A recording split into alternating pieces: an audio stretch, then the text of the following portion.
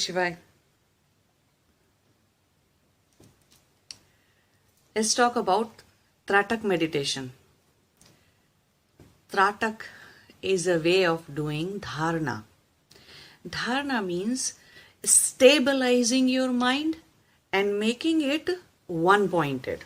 That's what dharana means. Dharana means unshakable, unbreakable, kind of one-pointed focus on something. And that focus is done usually through eyes, but then it's actually the awareness that is there is in your mind. It stabilizes your mind, and your mind is not roaming around here and there. Lots of thoughts are not happening to you. Lots of thoughts, emotions, feelings are not happening, not arising at that time when you are doing it. Okay, so that is what is dharana. Dharana means one-pointed focus on something. Okay, now Tratak is initially when you do Tratak is a way of doing an external dharana. Okay, it's external one-pointedness. So how we do it? You light up a candle in front of you, a long, slender candle you can light up, or any candle that you have, you can light it up and keep it in front of you. Try to keep it at the height, not on the floor, actually, where your neck has to bend down like this. Don't do it. Put it somewhere where you can look at it straight, without any exertion to your neck. In other words, when your neck is balanced on your shoulder, you neither are, bending your neck down, nor you are looking at something like this upwards. Okay? So keep it at a proper height, where you can just look at the flame of the candle. Okay? And another thing is, a lot of people have this misconception that when you are doing a Tratak, you have to continuously keep your eyes open without blinking. That is not the purpose of doing meditation. That is not the purpose of doing any kind of dharana in the world. Okay? It's not a training of your eyes. It is not. Stabilizing your mind, stabilizing your chit is the ultimate goal, is the final goal that we are looking for. Okay? So, you can blink your eyes. Do not think that while doing Tratak, no matter how watery your eyes become, how tired they get, you cannot blink it and it's about eyes. No, it's not. You can blink your eyes. Okay? So what is the purpose? You sit down at a proper height and you look at the candle with unwavering focus, unwavering attention. It's the stabilization of your mind. So initially when you sit down, there will be some thoughts, or occasionally you will lose your awareness. Even though you are looking at a candle, you are not looking at it actually. You are just seeing the candle, but you're not actually looking. You're not really able to put your focus there. Thoughts will happen, feelings or emotions will happen, which is okay, fine. Keep bringing it back to the candle, the flame of the candle. Keep bringing it back. If mind runs away, again bring it back. Okay? See, first time when you do something, it's hard, it's challenging. Even when you try to ride a bike first time, the bicycle first time, it takes some time to be able to balance it, right? And then, once you are able to balance it, then whether somebody else crosses from here or crosses from there, you are not even bothered. You don't even see how many people crossed you just now. You're riding your bike with balance. You do not lose balance if other people cross from here or there. You do not lose your balance if you see somebody coming from the front. You do not lose your focus from riding the bike. This is exactly like that. That initially, no matter whichever type of one-pointed meditation you try to do, initially there will be thoughts, you will lose your awareness, you will lose your focus, your attention. But slowly you will understand that it was never about looking at the candle, the flame. Okay? It's more about stabilizing the mind and keeping the focus at one place, at one object. Okay? The same thing happens when you read a book, right? When you read a book, and if it is really interesting, and say it has like 200-page book and you are done with 80 pages, 90 pages, then in between you will get up and cook some food or do something, but your mind, your focus is still in the book, and you come back to it. When you come back to it, you start reading from the next page or next line wherever you finished the last time. You do not restart the book again. Right? You do not have to go back to the page 1, sentence 1 and start reading it again because your mind wavered so much.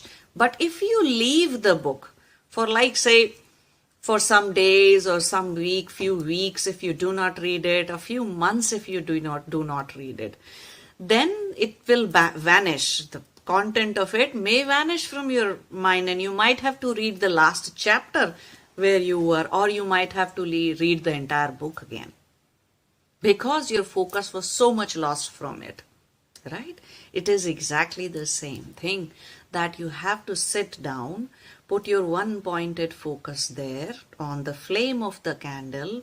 Then you look at that candle with stop all the mental chatter, mental activities that are happening. If you lose your focus, bring it back. You can blink your eyes. Blinking the eyes during Tratak is not a problem. Always remember, through all those sadhana, all those practices, spiritual practices, asanas, mudras, pranayams that we are doing, it is not to train your body in some way, okay? Yes, it's a practice that is connected to our physical body, and through physical body, we are trying to stabilize the mind so that the waves of thoughts and emotions are minimized to an extent. And if they go to zero, if they are minimized to the level where they go to zero, then you will land into meditation. Very easily, in a very subtle way, you will land into meditation. Okay? And whenever you are doing any one-pointed focus on anything, and you are doing a dharana, or you are doing one-pointed meditation, never ever just sit and start doing it. Don't do that. That way you will have a lot more challenge you will be facing in order to stabilize your mind.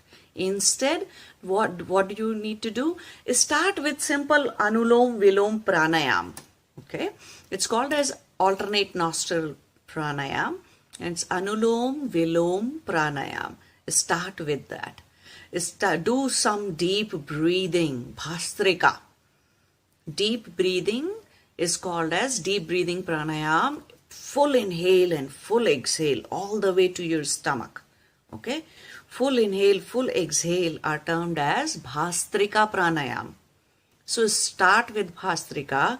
5 minutes, 7 minutes, just do Bhastrika. Okay, and then 5-7 minutes do Anulom Vilom, and then start with your Tratak practice.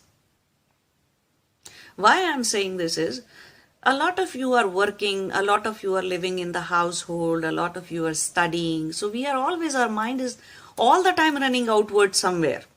It's not in the body, in the boundary of the body, right? You yourself, your awareness is not inside the boundary of your body. It's always somewhere in the kitchen or in the office or at school or at somebody's house, or thinking about dinner and work and so many things about past or future and this and that. So it's not in the body. It's important that your one-pointed meditation starts with you feeling in the body, you being in the body. That means your awareness must be in the body. Okay, must come back to the body. And that's when you start your dharana practice, one-pointed meditation practice. So that's why I'm saying just sit down, breathe, deep breathe, inhale, long inhale, slow and long inhale, and then slow and long exhale, full exhale. And then after few minutes, Anulom Vilom, balancing your breath in Ida and Pingala Nadi. That is what Anulom Vilom does to you. Now, what are Ida and Pingala Nadis? They are the Pingala Nadi is the Surya Nadi or the Sun Nadi, you can say, solar Nadi, you can say, call it, and it has the prana, pranic Shakti, the vital energy that you are. Okay, so your vital energy is in the Pingala Nadi, which is on the right hand side of our body.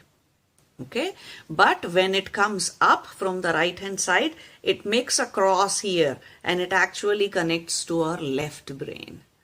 And the left nadi, which is called as moon nadi or chandra nadi, okay, and it's called Ida. Your consciousness is flowing in that. But when it comes up from the body, it crosses here and connects to the right brain in us. So consciousness, it becomes really, really vibrant only when prana is vibrant. So pranic Shakti is the vehicle for the consciousness. Okay, if you have a slow, dull kind of prana, then you are not going to be very conscious. You will be driven by thoughts, you will be consumed by emotions. Okay, to increase your consciousness, to increase the, expand your consciousness and to increase the level of awareness that you are, you need to do Anulom Vilom Pranayam. There is no limit as to how long you need to do these pranayams. There's no prescription like that ever, because some days you may be relatively quiet. Your mind may be relatively quiet. You might be at ease. You might be at peace. So that day, doing it even just 3 times would work on you. And some days, your mind and emotions are all over the place. You have gone sightseeing so many places mentally. Okay, so when you are very disturbed and there's a lot of turbulence within, that day you might have to do Bhastrika and Anulom Vilom for at least 30 minutes, 45 minutes. So however much time it takes for you to build an awareness and come back to your body, feel your body, relax your body. So even before the pranayam, when you start with that, you can relax your body. Take your awareness to your feet, to your calf muscles, to your knees, to your thighs, then to your pelvic area, then to your stomach, and then your chest, your shoulders, your arms, your hands, your neck, your face, your cheeks, your nose, your forehead, and then balancing the neck properly on the shoulders, evenly on the shoulders. So that entire spinal cord is straight and you are not straining your upper back or lower back. If you do not balance your head on your shoulders properly, then very soon you'll have upper back pain or lower back pain. Okay? If you want to use cushions while doing it to support your back or support your feet, you can do it. Ideally, this practice, any dharana or tratak practice should be done by sitting on the floor. Okay. Now, if you don't know, if there is a tile floor, you can put some soft cushion or some soft mat underneath or your yoga mat. If there's a carpeted floor, you can sit directly on the carpet. Okay. So sit down on the floor, cross-legged.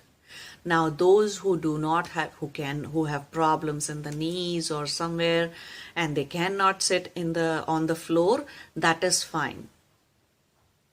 Sit on the chair or wherever you are comfortable with, and you can focus your mind. It's less about the physical posture, it's more about stabilizing your mind.